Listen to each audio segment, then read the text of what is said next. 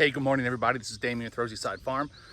We've done a lot of pig updates, did some cow updates, stuff like that on the farm. But today, we're going to give a little tour of our market garden. So we're in Zone 7B on the eastern shore of Maryland. So our market garden is here just beyond our barn. And you'll find out it's very far from perfect. We've had our trouble, we've had our successes as well. So coming down the first row, our first row is tomatoes, and we did not stake these up in time, so they're kind of sprawling everywhere.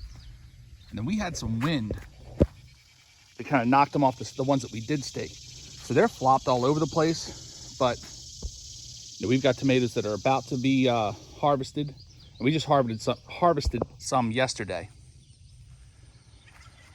So these determinate tomatoes, I see very few flowers right now on the plants. So after these are harvested, these might be done for the season. And gosh, what we did early is we just started sticking stuff in holes here. So there's like a random cantaloupe out here. There's more tomatoes. A sunflower for absolutely no reason. And it brings us to our indeterminate tomatoes. We have a line of them out front. And they're more of a sauce tomato, kind of look like Romas. But in the back, we have all our pepper plants. We have a bunch of jalapenos.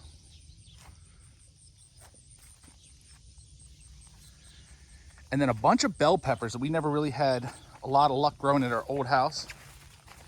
But they're growing great here. We harvested a lot. We're in a farmer's market. So we harvested a lot for our first farmer's market, and they sold pretty well. More tomatoes up in there. And we have these chocolate bell peppers, which also are pretty popular at the farmer's market. Here we have a handful of cucumbers that go all the way down. We did not trellis them. They're just letting them grow right there on the plastic. And they produce pretty well. Also, just a little bit of a pain to harvest right now. So we're in July, late July, and it has rained the entire month. Almost every day or every third day. Perfect for not having to water the garden. More peppers down here, more bell peppers. And we use this weed cloth, which is great, but weeds are still gonna come in where the holes are. So if I see a weed, I pick a weed, and I throw it over here to our pigs. One thing we got is kind of a little experiment are these white eggplants, and I did not expect them to grow because we never had luck growing eggplants, but I wish I'd have bought more because the few plants that we have are producing a pretty good amount of food. Next, we have our patch of heirloom tomatoes. So it was kind of our second planting. Jump over the cucumbers here. It was our second planting of tomatoes.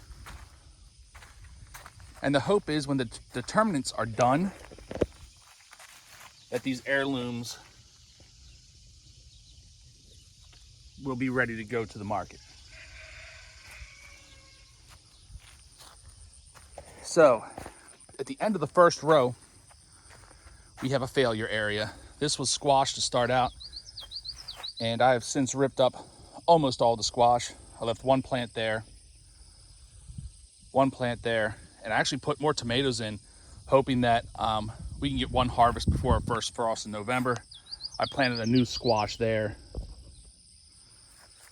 But the vine borers, the squash beetles, the squash bugs, they got us. Over here, some acorn squash. Doing pretty well, and I'm seeing a bunch of bees. I'm not sure if you can see them on camera or not. But there are bees all over the place in these flowers. We've got a little acorn squash growing down here. So these are really starting to fruit now. I was getting a little worried about them. We were getting a lot of vegetation, not a whole lot of fruit. But they're starting to come on now.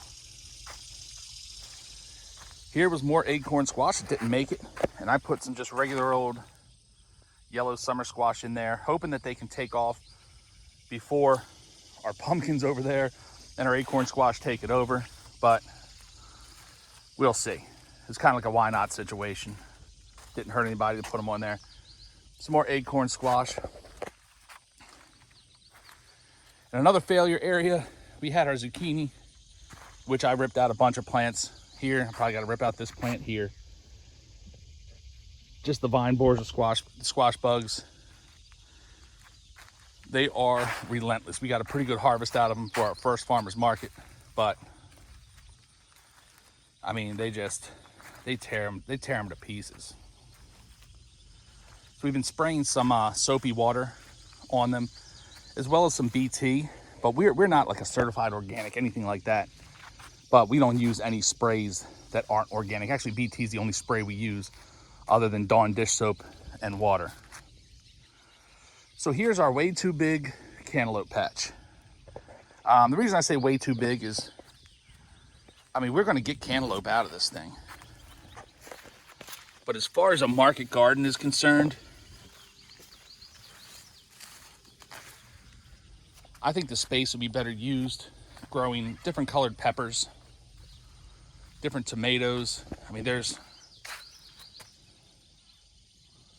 cantaloupe in here.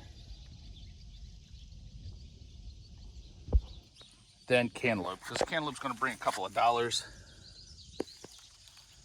But, you know, tomatoes bring, you know, $3 a pound plus when we sell them in our quart baskets. So next year, reduce the cantaloupes, kind of reduce the squash as well. Plant a whole lot more tomatoes. Our next entire line, all the way down, are pumpkins and gourds of some sort. And they're all pretty much saved seeds. The first row here are little kind of decorative pumpkins. And I'll try to get one on camera. There's one down there. They're hard to see through all this foliage.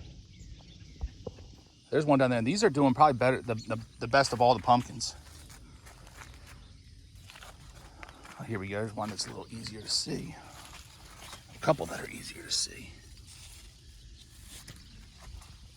So the hope is that come September, the pumpkins, the fall decorative items will be ready to go, as the summer staples are kind of, you know, dying back, drying up.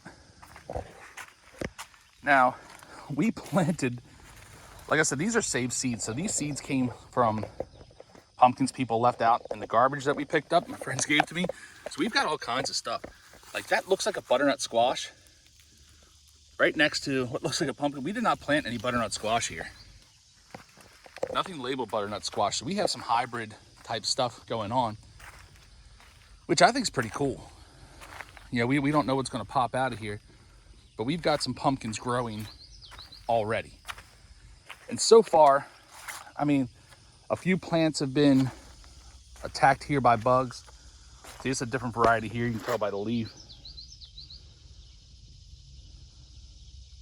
Has kind of that white on the spines of the leaf.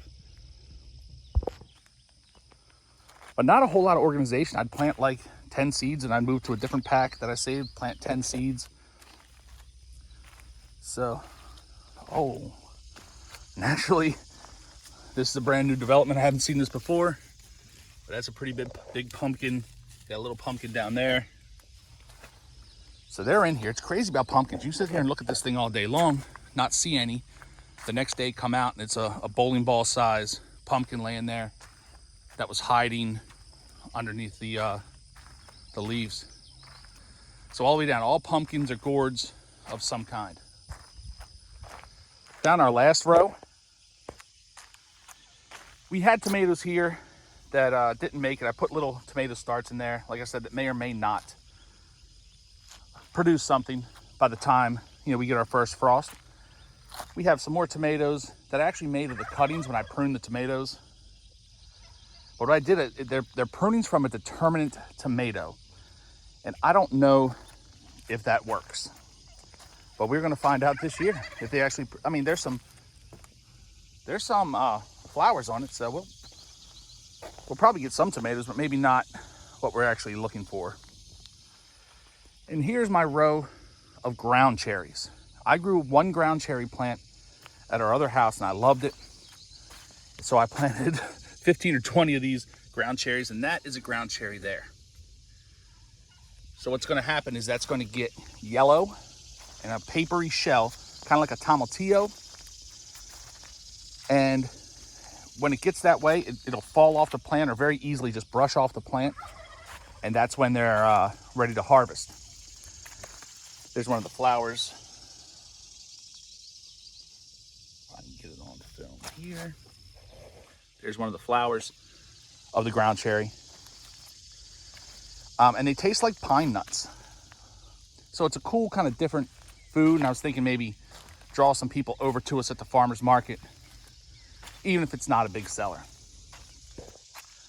We just started here, put in some tomatoes and peppers that we started in soil blocks. Again, maybe we'll get a harvest out of it, maybe we won't. And then we just put in a row of flat white heirloom pumpkins that we're gonna try to train to go that way so they don't take over the ground cherries and cover everything up. Like I said, they have like a 90 to 100-ish days to maturity. So that should be right around the Halloween, Thanksgiving time when people are going to buy those fall decor pumpkins and gourds, as well as like pumpkins for eating, pumpkin pie, whatever, different squashes. And over here we have our makeshift nursery where I just propagate some of our strawberries, mint, elderberry, just to kind of fill out the booth at the farmer's market. So fairly big garden. Luckily we've had a very wet July. I'm gonna have to water this evening because it's been a handful of days since it's rained. So I want to keep the water kind of steady. But that's really been the biggest maintenance for this garden, is the watering. So thanks for checking us out. We are gonna be at our second ever farmer's market in a couple of days. It's Friday. We're gonna be there Sunday, the Centerville Farmer's Market in downtown Centerville here in Queen Anne's County, Maryland. So if you happen to be local, come on by and check us out. May take a few videos of at least the booth and the setup. Not real comfortable videoing people that come up. You know, not everybody wants to be on camera, so I want to respect their privacy. But I want to thank you guys for checking out this video, and check out the channel. Give it a like, a thumbs up if you enjoy it. And I'll see you next time.